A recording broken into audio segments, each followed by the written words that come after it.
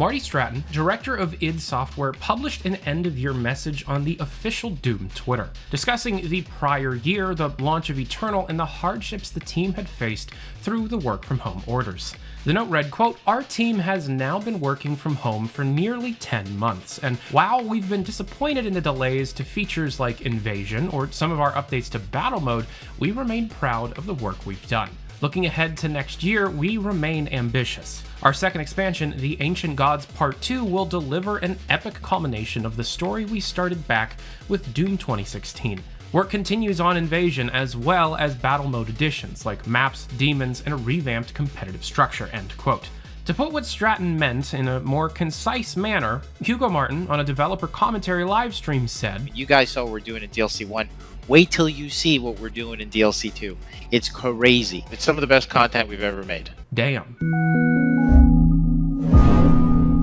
Announced alongside the gameplay reveal of Doom Eternal at QuakeCon 2018, the id-made campaign DLC was something touted as being created instead of something akin to Snap Map. It's always, you always got a little pile of chips, and as we call them, and you kind of got to place your bets. So this time around, we're going to bet on ourselves and making content that we know people want because they've asked for it a lot since 2016. When Eternal was put up for pre-order in early June of 2019, the deluxe edition came with the Year 1 pass, including, quote, "access to 2 campaign add-ons to release within the first year of Doom Eternal's launch date, featuring new perspectives and new ways to play. These standalone stories explore the cataclysmic events that led to Earth's fall against the demons," end quote. Some things changed along the way. However, what players received, being the Ancient Gods series, needs to be released within that Year 1, explained by the pass, by law. With Doom Eternal releasing on March 20th of 2020, id has about a month to get the Part 2 out into the hands of players, and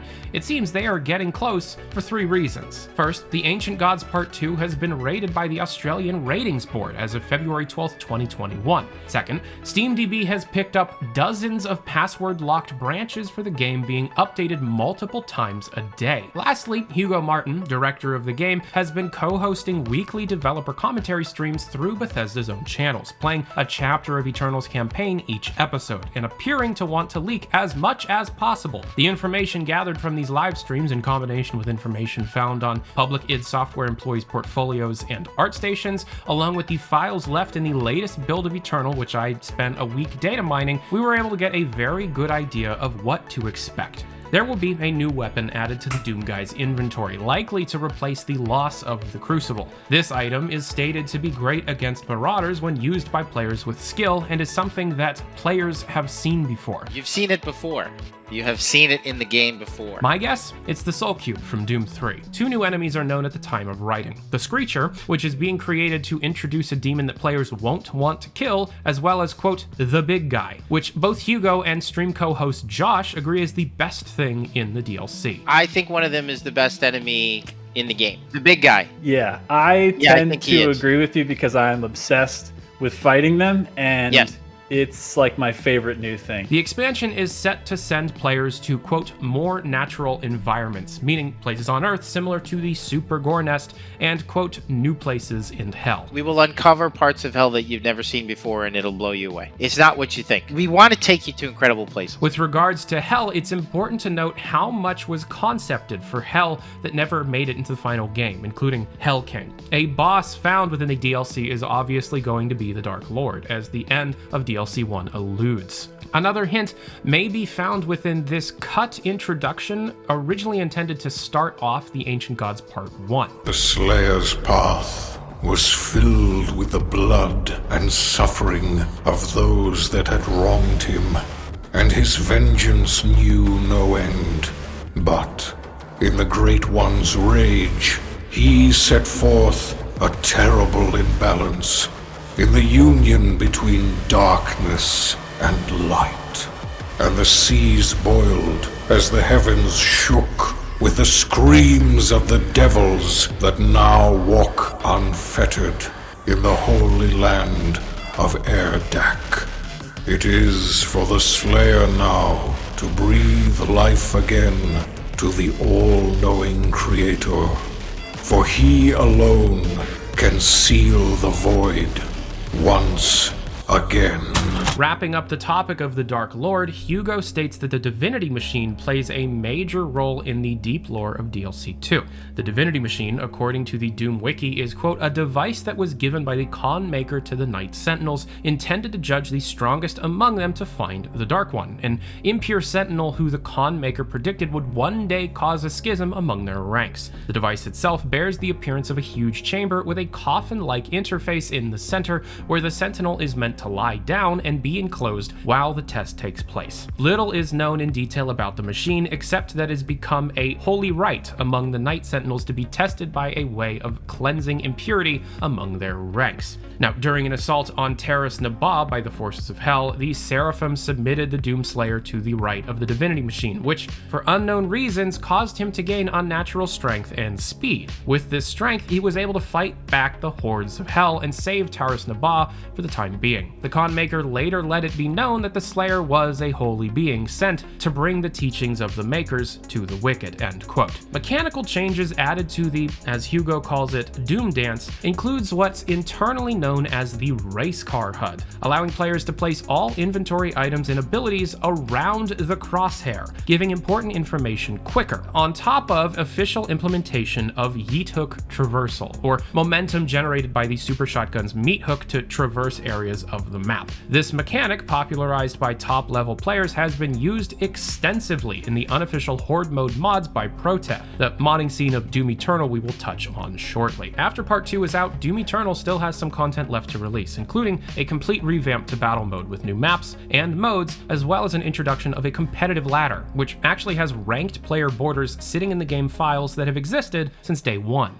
Invasion, a game mode announced back in 2018, has been put on indefinite hiatus due to COVID-19, however it appears to still be releasing sometime this year. Invasion's mechanics, although kept fairly under the wraps publicly, are easy to understand when looking into the game's files. A tutorial message prompt window can be found in the game's textures with a message reading, quote, you may join another player's campaign as a demon. Demons may fly around as a ghost, possess props, and attack the player in the demon form. When the Slayer is killed or all the demon's lives are consumed, the invasion is over, end quote. Digging into some configuration files for the mode also shows the entirety of the game mode, and if Invasion mode is still a few months off, we may be seeing a second report exactly explaining what Invasion mode is. However, it includes things like points being earned based on in-game activities, and those points being spent on cards to build a deck. This deck building system is specifically for invading demons, and all of this is tied up with a competitive ladder which dictates who will match with whom. And a basic prop hunt mode is also seems to be part of the mix. Campaign progression ladders also seem to be left within the code, as ranked borders also exist for specifically single-player content. Now these may tie into the new single-player modes that are seen within the files, being Classic and Master modes. With the release of the Super Gornest Master level last month, players were able to complete the trial in what's called Classic mode, meaning players have to start the level with just the base shotgun and find all equipment throughout the level. This mode appears to be planned to expand across the entire game and the entirety of Master mode, which essentially replaces all of the base campaign and expansions with master levels, significantly more difficult encounters and set pieces testing the peak of the game mechanics. 4 unused yet nearly complete master levels sit within the game's code right now, and through mods it's possible to play a community interpretation of master mode. Mods are also planned for the distant future. We had made some technical decisions way back that just kind of pushed us in a different direction than mods. We have spent the last several years making technical decisions that get us back towards being able to do mods. It is a real long-term initiative of ours to get back to where we can do that. It's important to me, it's important to Robert Duffy, our CTO, and we are we have definitely swung the pendulum back pretty far towards being able to do that. So I hope down the road in the not near future, but not too distant future, we can have a better conversation about that. And there are no reasons not to include mods, even without id. Players have figured out how to create entirely unique gameplay experiences entirely on their own, using their own tool sets. Introducing modding tools and workshop support would be highly valuable in a game with this much replayability. We will be touching on modding in a future video, but excellent mods I recommend include Boss Rush, Golden Slayer, the Master Mode mod, Kaiser tweaks, and many, many more. A link to the Doom 2016 and Doom Eternal modding Discord is down in the description below. I highly recommend it, and amazingly, modded Doom Eternal still counts towards your weekly gameplay. It's not all good news. As many hardcore fans know, Doom Eternal, especially after the release of the post-launch updates, is buggy. Chainsaws not finding targets, blood punches not activating, demons just standing still. The game, especially at the highest level, is fairly broken. A YouTuber, Mayo, has a video on these bugs, and it is very recommended for context. But according to Hugo... and blood punches being fixed, that is being investigated as we speak by the top people at id Software. And we just had a meeting about it today. And some of these locked game branches are specifically made for fixing these issues. And again, some YouTubers I recommend checking out if you're a big Doom Eternal fan are Mayo and Alstein. Link to their channels down in the description below. And aside from that, what's left for Eternal? As of now, we don't know much, but we can wish. Personally, I want to be able to use those demon skins I unlock in the campaign. I want to be able to unlock skins I missed out on somehow. And most of all, I want deathmatch. I want to fight another Doomslayer. I want to fight 9 other Doomslayers. I want to play CTF with the Yeet Hook. Now that might be all for Eternal, but definitely not for Doom. First, Bethesda seems to be milking the Doom franchise for as long as they can before the acquisition by Microsoft fully goes through. As a new Doom mobile game went into early access silently a few months ago. Called Mighty Doom, this obvious reskin of Archero is developed by Alpha Dog Games, a mobile-based studio that ZeniMax acquired back in late 2019. The game is simple, full of microtransactions, and utilizes the Doom franchise in superficial ways. The Google Play Store description reads, quote, "Run and gun through hundreds of exciting levels and battle challenging bosses as you level up, gain powerful skills, loot new gear, and upgrade legendary weapons. Descend into iconic Doom worlds in this single-touch shooter with an animated style. Download Mighty Doom and stand against all evil. Rip and tear anywhere when you become the Mini-Slayer and conquer hundreds of challenging levels in Mighty Doom," end quote. I guess it's a game. Obviously, when Microsoft fully acquires id Software and the rest of ZeniMax's game development studios, they will be focused on pushing content out into Game Pass, not mobile. What exactly is Mighty Doom, and why did it just show up out of nowhere? Next, the same ratings board that pushed the listing for the Ancient Gods Part 2 also pushed age ratings for a game called Project 2021A, a multiplayer virtual reality title developed in-house by id Software. Now, around the same time, ZeniMax filed a trademark for a game called Hi-Fi Rush, although it's not known if these two events are connected. Seeing how Doom VFR was made almost entirely within Doom 2016's engine and assets, a similar treatment to Eternal would be welcome. More information on this topic is to come. However, rumors going around indicate that it may be a co-op Doom Eternal VFR-style game made in-house by id. It's set to release this year, so we will learn very soon. Let's also talk about id's game after Eternal's post-launch content is completely wrapped up. When asked about what game he would like to work on, Hugo Martin said, "I'd love to do a Wolfenstein game where he is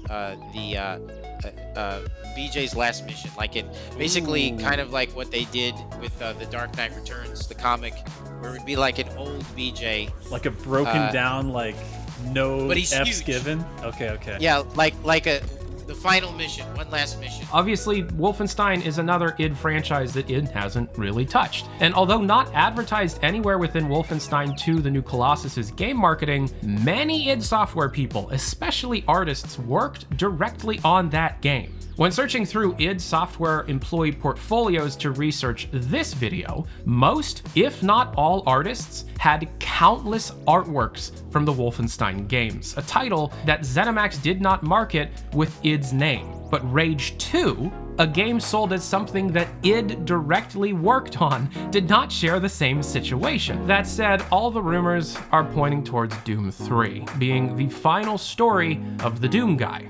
I like to call this rumored title The Death of a Doomslayer.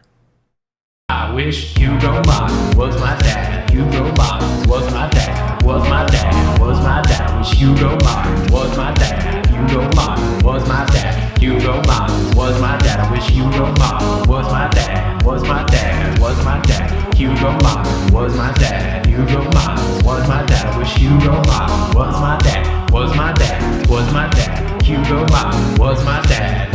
Hugo Martin was my dad. Hugo Martin, I wish he was my dad. Hugo Martin was my dad. Hugo Martin was my dad. Was my dad. Was my dad. I wish Hugo Martin was my dad. Was my dad. Was my dad. Hugo Martin. Hugo Martin. I wish Hugo Martin was my motherfucking dad. Hugo Martin was my dad. I wish Hugo Martin was my dad. Was my dad. Was my dad. I wish Hugo Martin was my dad. Hugo Martin. Hugo Martin. Hugo Martin. Hugo Martin. I wish Hugo Martin was my motherfucking dad. I wish Hugo Martin was my dad. Hugo Martin was my dad. Was my dad. Was my dad. I wish Hugo Martin was my dad. Was my dad. Was my dad. Was my dad. Was my dad. Hugo. I wish he was my dad. Hugo Martin was my dad. I wish Hugo Martin was my dad. Was my dad. Was my dad. I wish Hugo Martin was my dad. Was my dad. Was my dad. I wish Hugo Martin was my dad. I wish Hugo Martin was my dad.